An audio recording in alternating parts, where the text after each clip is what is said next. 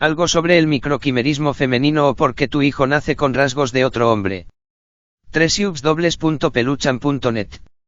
Desde tiempo inmemorial, la promiscuidad, esto es, la variedad o profusión de amantes sexuales, especialmente la femenina, ha sido mal vista y considerada.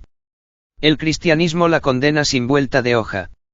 ¿Hay en esa condena algo racional, o es simplemente un asunto emocional? Durante siglos se ha venido debatiendo este tema, acerca de si la multiplicidad de amantes sexuales es algo dañino o es simplemente inocuo.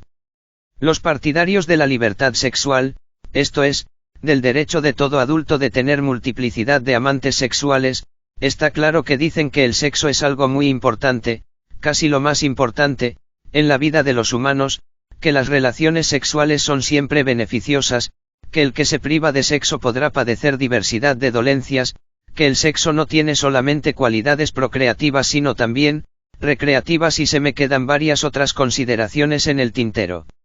Sin duda que el sexo es importante, sin él, no habría procreación, sin él, la especie humana se hubiera terminado con Adán y Eva.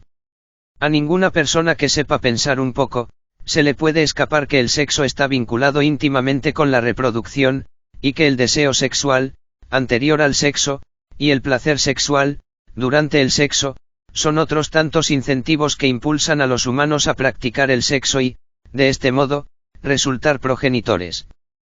Puesto que el placer sexual es parte de nuestra naturaleza, no es posible condenar como antihumano el impulso sexual. Tampoco es antihumano el impulso de la defensa personal, que nos pone en plan de atacar mortalmente a todo quien nos amenace con un daño grave o con darnos muerte. El feminismo radical se ha empoderado tantísimo en nuestra sociedad en las últimas décadas, impulsado por el patrocinio multimillonario de los tenebrosos que buscan la dominación mundial, por lo que, habiendo fracasado su lucha de clase, su oposición entre capitalistas y obreros, que los obreros ya no quieren más, han buscado ahondar todo tipo de otras contradicciones que existen desde siempre en la sociedad. A los heterosexuales les oponen los homosexuales y toda su variedad de anormales semejantes. A los varones, les oponen las mujeres.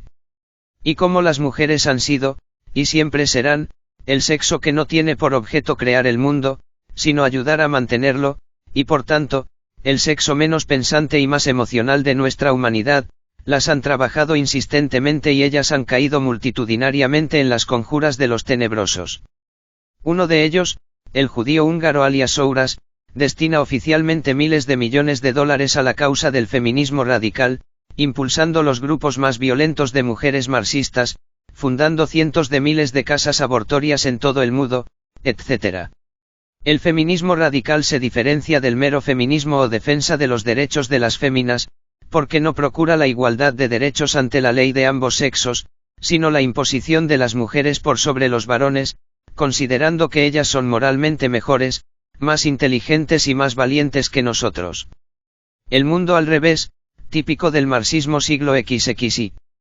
Algunas han escrito que a las mujeres, un hombre les sirve lo mismo que les podría servir una bicicleta a un pez, lo cual se contradice con la desesperación de miles y miles de mujeres treintañeras de no encontrar un hombre adecuado para formalizar una familia. ¿Dónde están los hombres?, dicen. Pues los hombres están ocupando su tiempo y su dinero en sus propios quehaceres, y acostándose con las mujeres promiscuas y evitando tener trato con todas las que los requieren para una relación formal y para tener hijos, que luego ellas se los quitarán mediante el divorcio y ellos tendrán que pagar su manutención por 18 años cuando menos y, con frecuencia, sin siquiera poder verlos. Gracias, pero no, dicen incontables varones cada vez mejor advertidos de la perversión de las féminas modernas. Las feministas han aprovechado el auge de las redes sociales para decirles a las mujeres que ellas tienen los mismos derechos a exhibirse que los varones, si es que no más, y por esa causa vemos que muchísimas mujeres, especialmente las jóvenes, se exhiben desnudas e impúdicamente, incluso protagonizando encuentros sexuales hetero y lésbicos, en esos antros de perversión en que se han convertido las redes sociales, convirtiéndose de hecho en auténticas prostitutas digitales, porque les piden a sus estúpidos admiradores que les den dinero para mantener sus vicios o se acuestan con ellos por su dinero.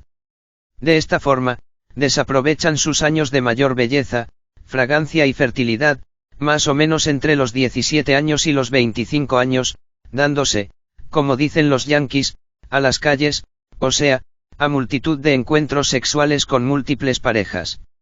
Los varones han recibido tantos, pero tantos golpes arteros suministrados por las feministas mediante el empleo del servicio de justicia, totalmente corrupto y cooptado por los mundialistas en los países occidentales, que están optando crecientemente por alejarse de ellas para todo tipo de relación amorosa y, por lo tanto, renunciando masivamente al matrimonio legal. En los Estados Unidos, el número anual de matrimonios concertados se ha reducido al 50% del que se producían hace no más de 30 años atrás. Y hasta se está produciendo el fenómeno, vislumbrado ya a partir del fin de la Segunda Guerra Mundial, de que muchísimos yanquis viajan al exterior a buscar mujeres de otros países, a las que encuentran mucho más tradicionales y aptas para formalizar una familia que sus muy sobadas y creídas compatriotas. Ellos dicen que ya a los 18 años están cogidas de los pies a los sesos. El derecho de las mujeres a la promiscuidad, viene a ser ahora advertido como peligroso por la ciencia, ya no por la religión. Es curioso cómo, a veces, mientras que los científicos estudian algún fenómeno poco conocido previendo llegar a determinados resultados, los resultados son otros bien distintos o de naturaleza diferente. Resulta que a raíz de una investigación efectuada conjuntamente por la Universidad de Seattle con Fred Hutchinson Cancer Research Center, que estaban realizando una investigación acerca de si las mujeres embarazadas con un hijo podrían estar más propensas a determinadas enfermedades neurológicas de las que son víctimas preferentemente los varones y ello por qué causa. Pero cuando los investigadores comenzaron a estudiar el cerebro femenino, se quedaron atónitos. Descubrieron, fuera ya del objeto original de su estudio, que el cerebro femenino alberga el microquimerismo masculino. El microquimerismo es, en este caso, el hecho de albergar el cerebro femenino múltiples células de ADN vivas procedentes de varios diversos donantes masculinos. Conforme con esta investigación, se vio que el 63% de las mujeres bajo estudio, todas de entre 37 y 59 años, albergaban microquimerismo masculino en diversas partes del cerebro, esto es, células de ADN masculinas alojadas y viviendo en sus cerebros y que, al ser originados en otro individuo, no en la propia mujer, resultan genéticamente distintos del resto del cuerpo femenino. Desde luego, los investigadores quisieron entonces a saber el origen de estas células, de dónde ellas provenían. Investigaron si ellos eran provenientes, o sea, heredados, de los propios padres de las mujeres, pero no. Entonces coligieron que, muy probablemente, ese ADN masculino extraño provendría de un embarazo masculino. Pero tampoco. Porque al efectuar la autopsia a nuevos cuerpos femeninos, descubrieron en sus respectivos cerebros ese microquimerismo, a pesar de que esas mujeres jamás habían estado embarazadas. Lo que descubrieron interrogando al respecto a las mujeres acerca de sus prácticas sexuales, fue que ellas, cuantos más amantes habían tenido, más ADN masculino albergaban en sus cerebros. Esto se explica así: la vagina es un órgano poroso, como la piel, que permite el paso, por vía de absorción, de su contenido al torrente sanguíneo. La sangre recibe todos los materiales que tiene por objeto distribuir y los selecciona entregándolos en aquellos lugares a los que van destinados por su naturaleza, al hígado, al corazón, a los pulmones, a los huesos, etc. Y el ADN, cualquiera que fuese su dueño, va a parar al cerebro, donde está la hélice desoxirribonucleica. Lo mismo sucede con el esperma ingresado al torrente sanguíneo por vía del sexo oral. De modo que se trata, fundamentalmente, de restos de una eyaculación sin preservativo o con uno defectuoso. Y ya sabemos que los jóvenes detestan el preservativo y prefieren el sexo bareback, sin forro. Chupar un pene con forro, dicen, es como chupar un caramelo con el envoltorio puesto. Ese esperma así absorbido, por una u otra vía, no muere, es decir, no queda inútil como el que quedó fuera de la vagina, el cual queda inactivo en unos pocos minutos, sino que permanece vivo y para toda la vida de la mujer. Se ha encontrado en mujeres vivientes un ADN masculino de más de 50 años de antigüedad, y vivo. Y, como sabemos, todo lo que afecta al cerebro afecta a la salud mental. Las mujeres con microquimerismo, que en nuestra sociedad son la más amplia mayoría, son paseíables de donar a los hijos que han concebido de su actual marido, caracteres genéticos de uno o de varios de sus amantes anteriores, cosa que influirá en la íntima constitución genética de su hijo barra desde heredar los ojos azules del examante a alguna de sus propensiones de salud, por ejemplo, al cáncer. Vale decir que el hijo de una mujer promiscua puede tener varios padres, aunque siempre predominarán, lógicamente, los genes del progenitor auténtico. Los muchachos sanos que buscan formar una familia, necesariamente tienen que averiguar, a como dé lugar, la vida sexual anterior de su esposa prospectiva, antes de dar el paso de engendrar un hijo con ella.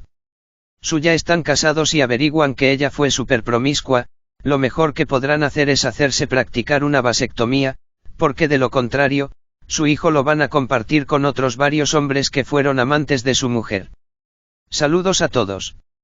Nivel 5, los hijos de las mujeres promiscuas, esas que han cogido con 10, 20 o 50 hombres antes que contigo, son propensos en un 90% a venir al mundo con características genéticas múltiples, es decir, tanto tuyas como de las de sus amantes anteriores. Porque por causa del microquimerismo, los espermatozoides que ellas reciben por vía vaginal u oral van a parar al cerebro y allí permanecen vivos, activos, durante toda la vida de tu esposa. No te extrañes, pues, que aunque vos fueras bien marrón, tu hijo nazca con ojos azules, como los del novio anterior de tu germo.